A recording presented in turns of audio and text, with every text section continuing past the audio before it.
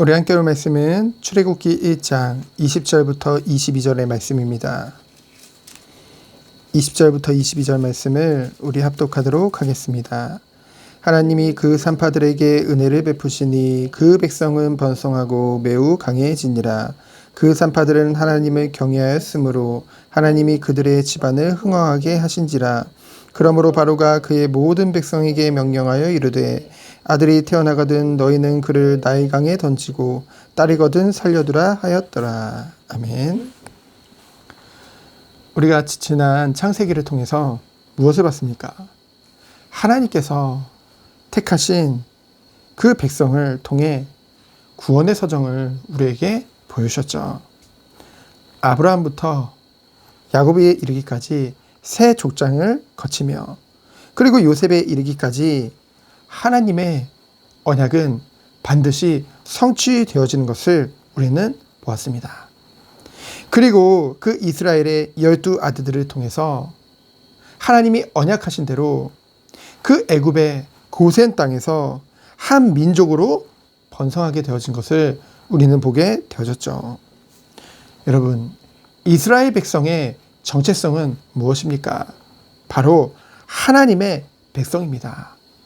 그들은 처음부터 노예가 아니라는 거죠. 합법적으로, 세상적으로 봤을 때도 그 요셉의 그 공로를 힘입어 그 합법적으로 애굽에서 살게 된 그런 민족이었죠. 그런데 우리가 성경을 보니까 요셉을 알지 못하는 새 왕이 일어났다고 했죠. 그 요셉을 알지 못하는 새 왕이 한 일이 무엇입니까? 바로 하나님의 백성을 자기 백성으로 생각하고 더 나아가서 그들을 자기 백성으로 삼고 자기의 노예로 삼으려고 했다는 것이죠. 자기가 그 하나님의 백성을 제어하려고 했습니다. 바로는 애굽의 왕입니다.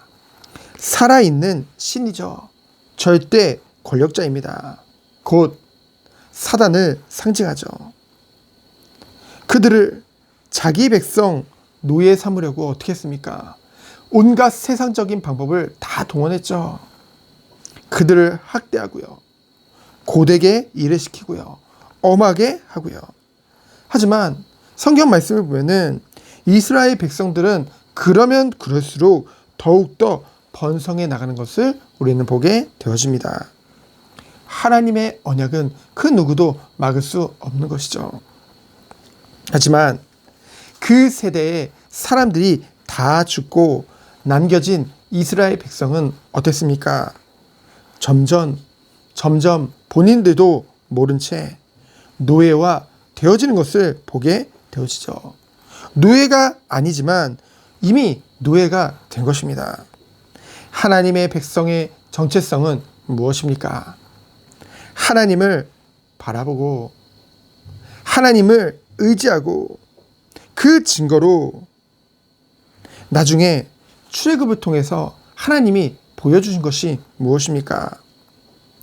그들이 정말 하나님의 자녀의 백성의 정체성을 심어주는 그 방법은요. 하나님의 자녀가 마땅히 누릴 율법을 주시고요. 중요한 것은 무엇입니까? 출애굽기 마지막에 보면은 그들이 이제는 성막 중심의 삶을 살도록 하나님이 이끄시는 것을 보게 되어집니다. 성막 중심의 삶은 결국 무엇입니까? 예배 중심의 삶이죠.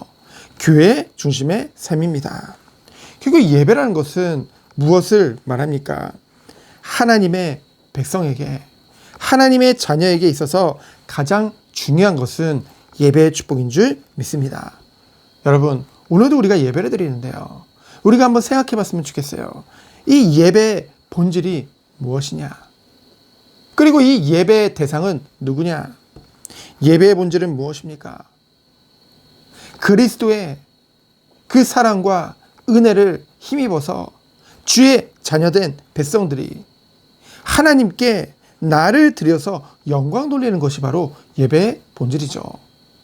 근데 어느 순간 내가 은혜 받는 것으로 바뀐 거예요. 그렇죠? 내 중심으로 바뀐 것입니다. 여러분, 그렇다면 예배의 대상은 누굽니까? 오직 하나님인 줄 믿습니다. 우리가 정말로 하나님 앞에 선다면은 하나님을 두려워해서 바로의 명을 어기고 그 아들들을 살렸던, 그 히브리 아들들을 살렸던 그 산파들과 같이 우리도 정말로 이 예배의 대상이, 우리가 오늘도 예배를 드리는데 그 예배를 받으시는 분이 그 하나님이라는 사실을 정말로 우리가 마음에 안다고 한다면은 우리는 예배를 습관처럼 아무 의미 없이 드릴 수 없을 것입니다. 예배의 자세부터가 달라지겠죠. 사단이 그 하나님의 백성을 노예화시키는 방법의 그 핵심이 무엇입니까? 결국은 예배 실패입니다. 예배를 형식적으로, 습관적으로 아무 감동도 없이, 감격도 없이, 기대도 없이 그냥 드리는, 여러분, 그것이 심해지면 어떻게 됩니까? 나중에는요, 내 중심으로 해서 편한 예배를 찾아다닙니다. 내 입맛에 맞는 예배를 찾아다닌다는 거죠. 나중에는요, 가는 것조차도 귀찮습니다. 왜요? 내 라이프가 더 중요하기 때문에. 그렇죠? 그러면 나중에 집에서 드리다가 나중엔 그것조차도 안 하게 되어지죠. 그런데요, 예배가 그렇게 되면 될수록 우리는 한 가지 사실을 보게 됩니다. 무엇을 봅니까? 내가 묶이는 것이 갈수록 더 많아져요. 그 예배 시간을 빼고 그러면 뭔가 더 자유롭고 시간이 많을 것 같은데 예배를 온전히 드리지 못할, 내가 어쩔 수 없는 일들이, 이유가 계속 더 생기고 많아진다는 것이죠. 그것은 무엇입니까? 결국은 이길 힘이 없어진다는 거예요. 나중에는 내가 그런 것에 묶여서 세상의 노예가 된지도 모르고 내 육신의 노예가 된지도 모르고 그 세상의 노예로 살아가게 된다는 것이죠. 여러분, 이 주일, 이 새벽에 기도해야 될 이유가 무엇입니까? 왜 다른 교회들은요, 새벽 예배가 주일날은 없는 경우가 너무나도 많습니다. 근데 우리가 왜 정은교회는 작은 교회임에도 불구하고 왜 주일날 새벽으로 하나님께 새벽부터 기도하고 주일을 시작하나요? 먼저 주의 종인 제가 주일 새벽을 하는 이유는 무엇입니까? 나를 의지하지 않겠다는 거죠. 오직 하나님을 의지하는 마음으로, 하나님의 은혜가 아니면 이 일을 감당할 수 없기 때문에 그 중심으로 하나님께 나가는 거죠. 그리고 예배 드리는 성도님들을 위해서 중보 기도하는 것입니다. 정말로 우리가 몇 달 전에 함께 살펴봤죠. 이런 말이 있죠. 진리에 기반하지 않는 뜨거운 예배는 우상 숭배가 되고 진리에 기반한 마음 없는 예배는 신성 모독이 된다. 나 중심의 예배 내려놓고요. 오늘도 이 예배를 통해 예배의 본질이 무엇인지 알고 그 대상을 회복하고요. 그래서 예배 드림 그 자체로 기쁘고 행복한 그런 주일 되어지기를, 그래서 온전히 주님께 영광 돌리는 예배 되어지기를 예수 그리스도 이름으로 축원드립니다. 시간 기도합니다. 하나님 감사합니다. 주일입니다.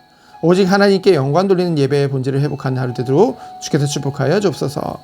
나 중심의 신앙을 벗어나서 오직 하나님께 영광 돌리는 참 예배로 드려지는 예배 되도록 주께서 축복하여 주옵소서. 살아계신 예수 그리스도 이름으로 기도합니다. 아멘. 하나님 감사합니다. 예배의 본질을 회복하게 하여 주옵소서. 하나님께 영광 돌리는 참 예배의 축복을 누리도록 주여 은혜를 하여 주옵소서. 하나님을 하시는 주께서 인도해 주시고